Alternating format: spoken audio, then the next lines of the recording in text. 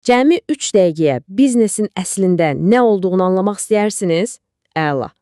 Gəlin elə indi birlikdə bu mövzunun dərinliyinə varaq. Baxın, bir yanda nəhəng bir texnologiya şirkəti, o biri yanda məhəlləmizdəki o balaca, rahat qəhvəxana, bir də səhərlər isti çörək qoxusu gələn o yerli çörəkçi. Heç bir-birinə bənzəmirlər, elə deyilmi? Bəs bunların ortaq cəhəti nədir axı? Bir saniyəlik fikirləşin. Cavab əslində çox sadədir və hər şeyin özəyində dayanır. Aha, düz tapdınız. Hamısı bir biznesdir. Yaxşı, gəlin onda ən başa qaydaq və ən vacib sualı verək. Ümumiyyətlə biznes nə deməkdir? Ən sadə izahı belədir. Biznesi bir maşın kimi təsəvvür edin. Bu maşın işləmək üçün müxtəlif şeyləri, yəni girdiləri alır, onları öz içində bir prosesdən keçirir və nəticədə ortaya tamamilə yeni bir şey, ya bir mal, ya da bir xidmət, yəni çıxdı çıxarır. Məsələn, avtomobil mühərriki kimi yanacaq alır, işləyir və sizə hərəkət verir. Bax, biznes də budur. Okey, bu mühərrikin işləməsi üçün ona yanacaq lazımdır, düzdür?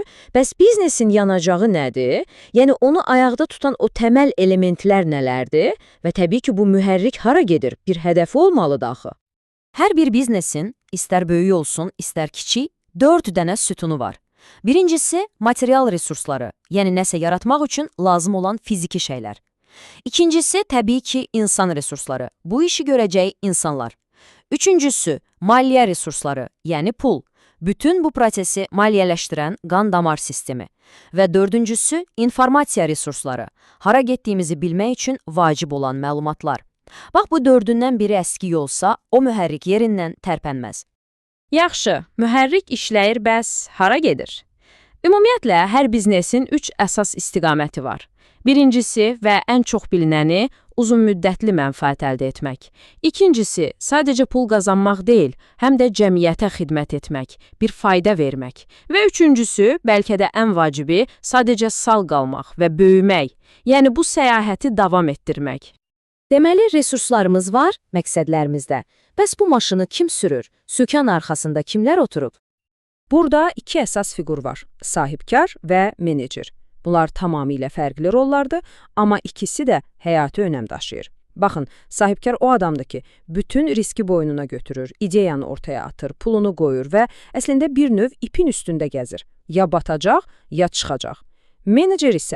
Menecer artıq işləyən bir sistemi başqası üçün idarə edir. O risk almır, riski sahibkar alır. O sadəcə qaydaları tətbiq edir, sistemi nizamda saxlayır. Deməli, biri risk edir, digəri isə idarə edir. Okey, deməli əlimizdə resurslar var, hədəflər var, insanlar da var, amma bütün bu fərqli puzzle parçalarını bir araya gətirib bütöv bir şəkil yaratmaq lazımdır. Bax, bu prosesin adı managementdir və bu əsl sənətdir. Management əslində heç vaxt dayanmayan bir 5 addımlıq sikldir. Hər şey planlaşdırma ilə başlayır.